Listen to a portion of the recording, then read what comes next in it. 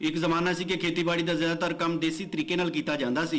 इहदे वास्ते जरी मशीनरी ते जरी आलात कोलों बहुत घट काम लिया जांदा सी, बल्कि खेतीबाड़ी दे बहुत ज़्यादा अमूर दी इंजामदेही लई दांद इस्तेमाल कीते जांदे सन, जिन्हां नूं उर्दू ज़बान विच बैल ते अंग्रेज़ी च आक्स किया जांदा है।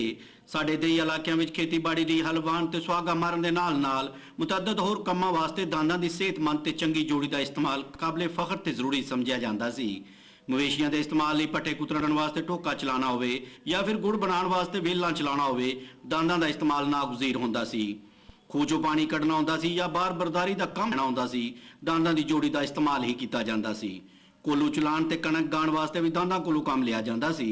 दांद साडे ज़मींदारां दी पहचान न, इन्हां नाल असीं वाही करदे हां, इन्हां नाल असीं पट्ठे कुतरदे हां जिहड़े घेर ते जो कि इन्हां नाल असीं खूह गेड़दे हां।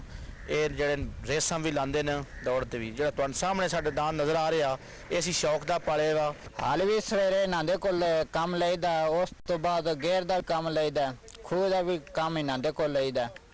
सारे दान में बड़ा दूर लैंदा मैश वास्ते कि बहुत अच्छा इधर रंग है, खूबसूरत है। गाई वास्ते कम होंदा, हल चल जो भी देना जा वाई दी पट्टे छट्टे इधर बीजी देना, बहुत ज़्यादा काम है दिंदा।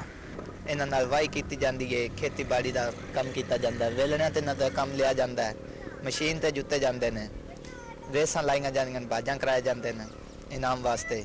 ਹੋਰ ਤੇ ਹੋਰ दांदां दी चंगी जोड़ी का इंतखाब करन लई दांदां दी रेस भी करवाई जांदी सी।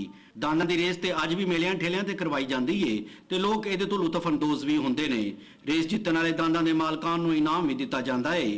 दांदां दी रेस के मुकाबलिਆਂ ਵਿੱਚ ਲੋਕੀ ਦੂਰੋਂ ਦੂਰੋਂ ਆ ਕੇ ਆਪਣੇ दांदां ਨੂੰ ਦੁੜਾਉਂਦੇ ਨੇ ਤੇ ਇਹਦੇ 'ਚ ਹਿੱਸਾ ਲੈਣਾ ਕਾਬਲੇ ਫਖਰ ਸਮਝਿਆ ਜਾਂਦਾ ਹੈ। ਪਰ ਫਿਰ ਵੀ ਵੇਲੇ ਦੇ ਨਾਲ-ਨਾਲ दांदां ਦੇ ਮੁਕਾਬਲੇ ਘਟਦੇ ਜਾ ਰਹੇ ਨੇ ਤੇ ਨਾਲੇ ਖੇਤੀਬਾੜੀ ਵਿੱਚ दांदां ਦੀ ਜਗ੍ਹਾ ਤੇ ਟਰੈਕਟਰ ਤੇ ਦੂਜੀ ਜ਼ਰੀ ਮਸ਼ੀਨਰੀ ਇਸਤੇਮਾਲ ਹੋ ਰਹੀ ਹੈ, ਪਰ ਫਿਰ ਵੀ दांदां ਦੀ ਅਹਿਮੀਅਤ ਅੱਜ ਵੀ ਸਾਡੇ ਦੇਹੀ ਇਲਾਕਿਆਂ ਵਿੱਚ ਬਰਕਰਾਰ ਹੈ। ਬਲਾਸ਼ੁਬਾ ਅੱਜ ਦੇ ਦੌਰ ਵਿੱਚ दांदां ਦੀ ਜਗ੍ਹਾ ਤੇ ਕਾਫੀ ਹੱਦ ਤੱਕ ਜ਼ਰੀ ਮਸ਼ੀਨਰੀ ਇਸਤੇਮਾਲ ਕੀਤੀ ਜਾ ਰਹੀ ਹੈ, ਪਰ ਫਿਰ ਵੀ दांदां ਦੀ ਅਹਿਮੀਅਤ ਤੋਂ ਇਨਕਾਰ ਮੁਮਕਿਨ नहीं। कैमरामैन साकिब इकबाल सनी नाल सफदर इकबाल वड़ैच, अपना न्यूज़ मंडी बहाउद्दीन।